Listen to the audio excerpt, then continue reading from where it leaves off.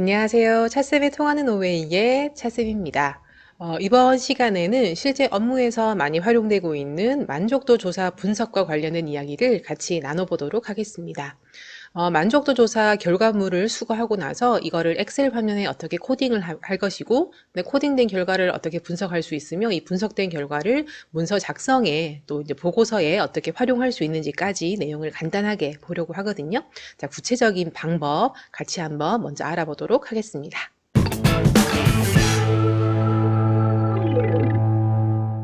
자, 그러면 구체적인 설문 과정에 대해서 간단하게 소개를 드려보겠습니다. 자, 왼쪽 화면에 보시게 되면 왼쪽에 설문지가 있습니다. 자, 이거는 문서나 일반적인 문서 작성 프로그램이나 아니면 엑셀 같은 프로그램을 통해서 설문지를 이렇게 작성을 하실 수가 있겠습니다. 작성된 이 설문지 내용들을 실제 이 과정이 끝나고 나서 그죠? 수강했던 사람들에게 배포를 하시고 난 다음에 이 수강한 내용들에 대한 만족도를 받아보는 거죠. 그죠? 어떤 교육을 수강했는지, 그 다음에 자기의 학력사항이라든지 성별 같은 기본적인 인적사항을 포함한 내용들, 거기다 중요한 순번 1번부터 14번까지에 해당하는 각각 문항에 대해서 만족하고 있는지 아닌지에 대한 여부를 판단할 수 있도록 지금 5점 척도로 지금 표시가 되어 있는데요. 이렇게 체크되어 있는 것들을 이제 실제 설문지를 배포한 사람이 이제 수거를 하게 되겠죠. 그죠? 수거하고 난 다음에 이제는 분석해야 될 내용들이 남아 있는데요. 위에 보시게 되면은 엑셀 화면에서 이렇게 코딩을 하실 수가 있습니다. 그죠? 지금 교육명과 관련돼서 엑셀을 수강을 했고 내 개인적인 인적사항인 대졸이고 남자였고 하는 것들을 포함하게 되고요. 순번 1번부터 14번까지 내가 점수를 5점 척도라 했으니까 1, 2, 3, 4, 5번 점수 중에서 그죠? 원하는 점수들을 체크를 했던 내용들을 여기 엑셀 화면으로 옮겨둔 상태가 코딩 상태라고 보시면 되겠습니다. 자, 이렇게 코딩된 결과물을 바탕으로 해서 아래쪽으로 보시게 되면 이 전체적인 그 설문조사한 전체 인원 중에서 엑셀 과정을 수강한 사람, 파워포인트 수강한 사람, 워드, 액세스, 아웃룩 이렇게 과정별로 각각 몇 명의 사람이 수강했는지에 대한 집계가 별도로 이루어지고 있습니다. 위에 나와 있는 거는 내가 그냥 엑셀 했습니다, 파워포인트 했습니다 이렇게 집계되어 있는 코딩의 상태라면 아래쪽에는 실제 이 과목에 대해서 각각 몇 명이 수강했는지에 대한 총체적인 집계표가 된다라고 생각하시면 되는 거죠. 그죠? 그 다음에 아래쪽에 보시게 되면 개인 인적사항과 관련돼서도 학력사항과 성별에 대한 집계표를 이렇게 구성하실 수가 있게 되겠습니다. 자, 더불어서 순번 1번부터 14번까지 만족했는지 안 했는지에 대한 여부를 5점 척도로 점수를 위에 코딩된 결과물로 보실 수가 있잖아요. 그런데 이 각각 문항별로 5점을 체크한 사람이 몇 명인지, 3점을 체크한 사람이 몇 명인지도 집계를 할 필요가 있겠죠. 그죠? 그래서 아래쪽에 순번 1번부터 14번까지의 여기 집계되어 있는 표 내용은 5점을 준 사람, 4점, 3점, 2점, 1점을 준 사람이 각각 몇 명인지에 대한 집계를 순차적으로 해주고 있는 상태가 되겠습니다. 자, 그러면 이렇게 집계된 결과물을 가지고 이제 밑에 나와 있는 것처럼 표를 만들어서 이제 활용을 하실 수가 있는데요. 우리가 특별히 지금 제가 제안하고 싶은 내용은 뭐냐면, 원래 아마 엑셀을 잘 쓰시는 분들은 이렇게 표를 만들어서 잘 쓰셨을 거예요. 그런데 여기 보게 되면 1번에 해당하는 표를 만들고 2번부터 14번까지 표를 각각 문항별로 표 하나, 차트 하나 이렇게 만들어서 활용을 많이 하셨을 거라 생각이 듭니다. 자, 저도 그렇게 해봤거든요. 해보았을 때 가장 문제가 되는 부분은 내가 복사를 하고 붙여 넣는 것이 제대로 원활히 이루어지지 않아서 잘못된 표가 붙여지거나 잘못된 결과를 붙여 넣게 되는 경우가 많이 생기거든요. 그래서 그런 것들을 조금 미연에 방지하기 위해서 지금 화면과 같이 구성을 해볼 예정입니다. 우리가 함께 해보고자 하는 내용 중에 두 가지가 특별한 사항이 있는데 첫 번째 특별한 사항은 앞서 이야기 드린 것처럼 순번에 해당하는 숫자 값을 이렇게 입력을 하게 되면 해당하는 순번에 해당하는 값이 여기에 표로 완성이 되도록 할 겁니다. 5번 말고 저는 1번 한번 적어볼까요? 자, 1 이렇게 입력을 하게 되면 1번 순번에 해당하는 값이 표로 완성이 되게 되고요. 완성된 표의 내용을 바탕으로 해서 오른쪽에 차트가 완성되는 걸 우리가 만들어 보도록 할 예정입니다.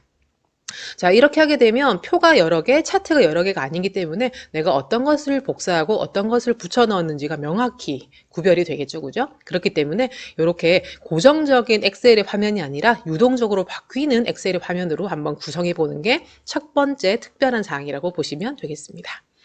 두 번째로 같이 하고자 하는 제안 드리는 특별한 사항은 여기 화면에 보시는 것처럼 0%라고 나와 있는, 그죠? 응답수가 0으로 나와 있는 값들이 있고요.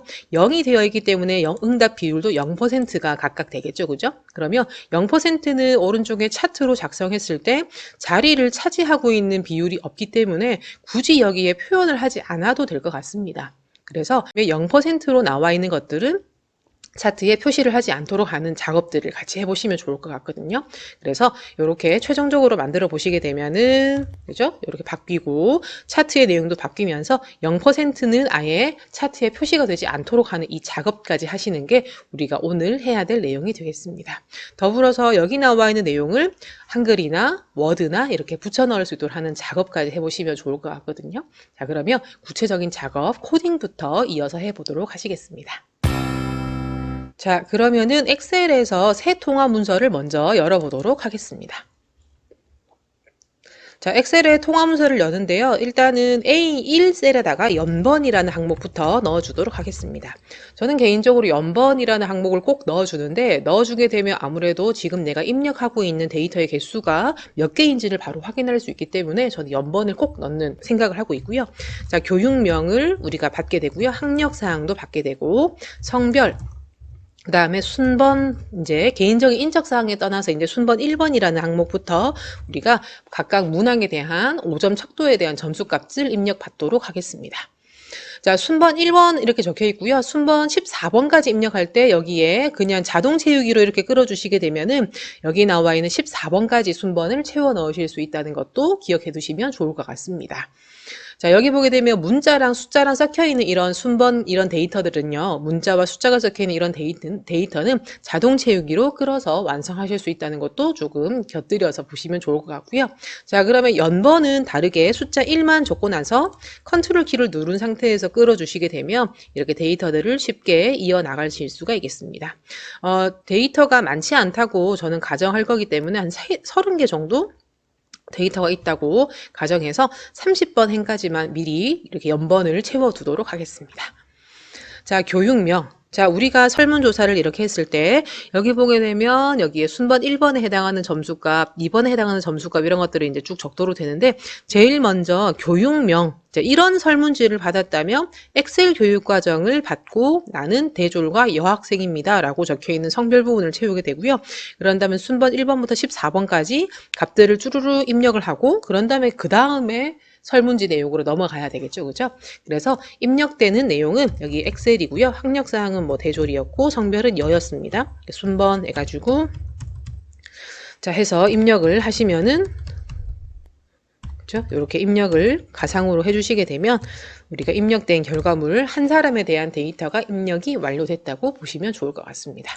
자, 파워포인트 과정을 들었던 사람이고요. 이 사람은 고졸이라고 생각하고 남이라고 한번 적어 보겠습니다.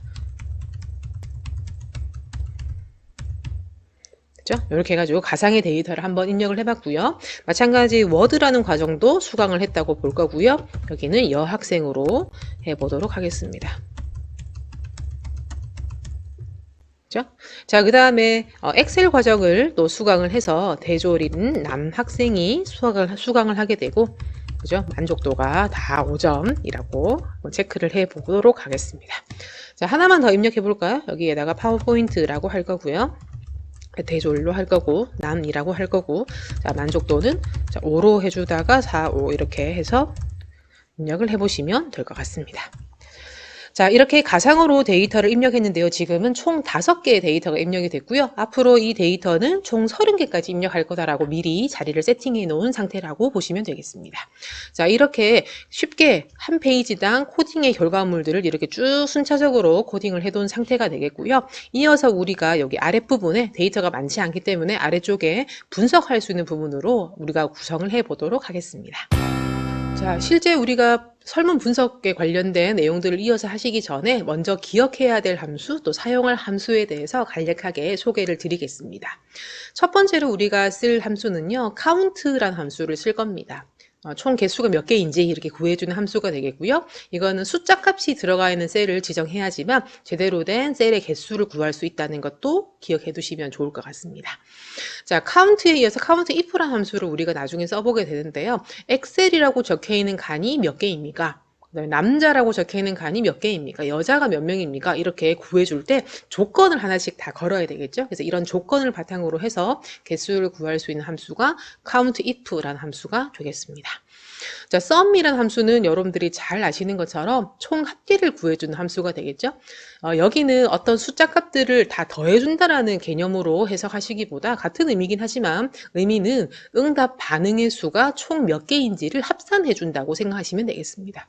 그러니까 5점 체크한 사람이 몇 명인지, 4점 체크한 사람이 몇 명인지, 3점, 2점, 1점 체크한 사람이 몇 명인지를 총 구해두고 난 다음에 그 내용들을 총 합계를 구해줘야지만 총 반응의 수, 즉 총 인원수가 구해질 수 있겠죠. 그죠? 그래서 그렇게 활용하실 때 sum이란 함수를 쓰게 되고요. 자, 우리가 if란 함수를 우리가 쓰게 됩니다. 나중에 여러분들이 특별하게 이제 소개를 드린 함수 내용은 아니지만 if란 함수는 나중에 na라는 함수를 활용해서 내가 0이라고 적혀 있는 또는 0%라고 적혀 있는 셀에 대해서는 오류 값을 임의로 발생할 수 있도록 하기 위해서 if란 함수와 na라는 함수를 써볼 거거든요. 그래서 그 내용들이 조금 추가되어 있고요. 조금 어려울 수 있지만 마지막으로 우리가 활용하는 함수는 indirect란 함수를 쓸 겁니다. 이거는 이제 어떤 셀의 범위의 내용들을 바탕으로 해서 가져오는 내용인데요. indirect란 함수는 쉽게 다시 한번 더 소개드리면 셀의 이름, 셀 범위의 이름을 바탕으로 해서 그 이름에 해당하는 범위의 값을 가져올 수 있도록 하는 게 indirect라는 함수라고 보시면 될 것 같습니다. 자, 이렇게 설명을 드리는 것보다 실제 뒤에 어려운 함수들은 실제 실무형으로 해보시는 것도 훨씬 더 쉽게 와닿을 수 있을 것 같거든요. 그러면 지금부터 코딩 분석과 관련된 이야기로 바로 이어해 보도록 하겠습니다.